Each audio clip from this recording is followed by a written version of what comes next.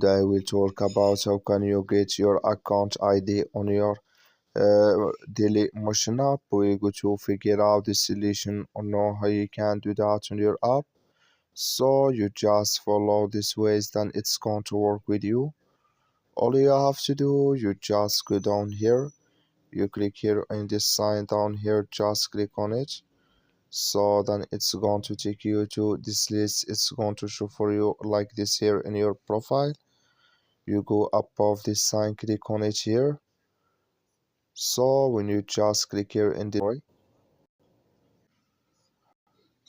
when you click on it, it's going to show for you like this here. Then you click here on settings. You come to next step here. It's going to show for you like this. You click here on account ID here. So then you just click on it. It's going to copy it with you here, like you see your account ID on your Dailymotion app. That's all you have to do. Thank you for watching. Don't forget to support us by liking, subscribe.